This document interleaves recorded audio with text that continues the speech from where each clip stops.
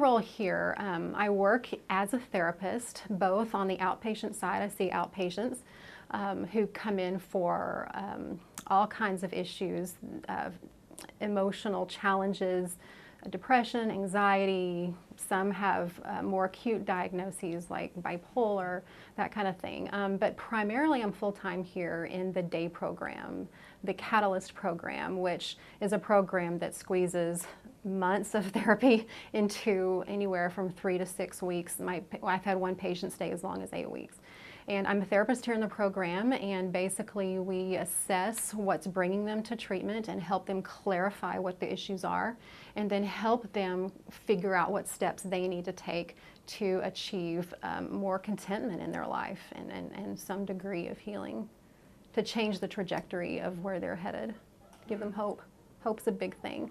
I learned about Meier clinics from Dr. Meier, Dr. Paul Meier, of course, who has authored a number of books about mental health and Christian living. But it became personal for me when I was in grad school pursuing my counseling degree, and one of my professors was the clinical director here.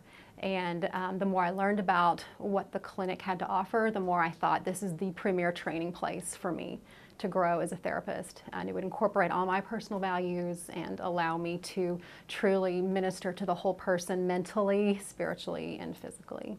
Coming from my own heart about Meier's vision, what saddens me the most is to see the general public, but Christians specifically, be victims of the stigma that still exists for mental health.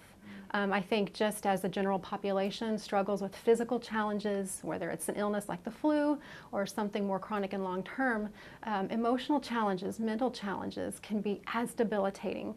But the problem in Christian circles is that it's moralized, or there's too much shame for anyone to really talk about it in a safe environment where they're not judged. And so sometimes we're a catch-all for theology gone bad. And it really helps to begin to clarify, well, what are our beliefs about mental health? And just sometimes dislodging beliefs and what we do about the situation can really help someone get unstuck. So just making it accessible, and then it's okay to work through a challenge like mental health. As a state licensed therapist, it is unethical for me to impose my values on others.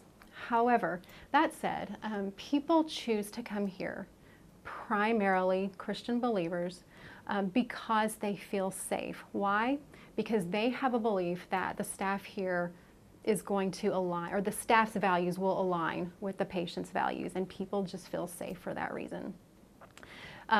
There is sort of a misunderstanding that a counselor should tell you what to do, when really a counselor should help clarify a person's journey and what steps they think is best for them. A lot of times as people look into what it is that keeps them stuck, they start to uncover their true beliefs. And that's where I really let the Holy Spirit just take over. I don't believe it's my job to indoctrinate or to tell someone what they should believe. If they want that, they can get that from their church. My job is to help them figure out and define their relationship with God and what could be getting in the way of that, as I would with really any other issue. I don't want to downplay the answer to that question, but this has to be their own journey, right? They have to own defining that relationship. A lot of emotional challenges exist in the context of relationship, but for many people, that is not what characterizes how they experience God at all. And so a lot of them come here, and as they uncover what a healthy relationship looks like, many of the obstacles getting in the way of them truly knowing God's grace and His compassion and His nurturing as a parent, that can get taken away. And then they feel that for the first time from the staff and like, oh, maybe that's what God is like. So that's where the passion comes in for me. We have that hour here at 8 o'clock every morning in the program. I love the idea of just getting the word out there that mental health support is available, that it doesn't have to be a stigma. Normal's a myth, and we all manage something. And so just knowing that mental health care support is available, it's there. And if you need it in a Christian environment to feel safe as you do this work, we're here. You can find that here. I know that we have nationwide clinics that are available. There are lots of books that Dr. Meier's written, and so that that's one way you can support, is just to spread the word, to educate people that mental health and Christian staff, there are mental health practitioners who are Christians who can help you feel safe in that process. Another thing is I know that Meier Clinics has a foundation.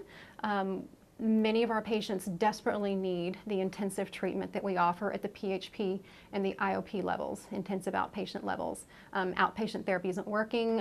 For some people, they don't have insurance, or the deductible is too high, and they can't get the care they need. And people come here because they're not coping anymore. They're not able to work, they're not able to function, and many are very suicidal when they come in. And so many times we're able to offer a discount on the cash price because someone has given generously. And yeah, that's what I would want to encourage to help people get to this place and turn the boat around. Why do I do what I do? I am a believer. I am a Christian. I have been for a long time, and I've always enjoyed helping people.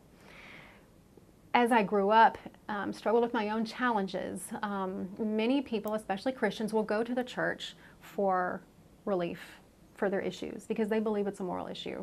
And the problem is that sometimes the clinical issue is defined as a spiritual issue, and it's unsolvable that way. They can't solve it.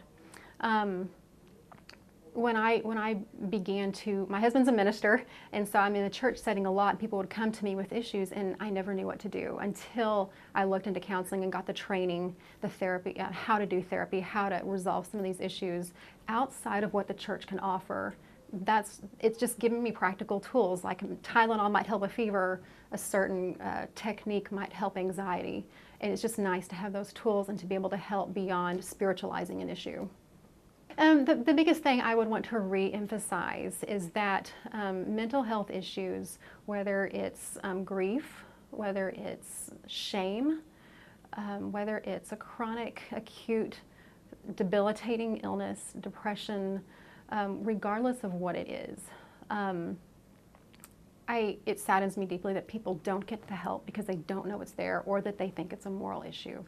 It's just not. The brain's an organ like any other body part, and there's a chemistry there that has to be balanced, and sometimes that requires medication, and sometimes it requires putting in place protective factors versus risk factors. And there's, yeah, I just want people to know that there are solutions outside of spiritual answers.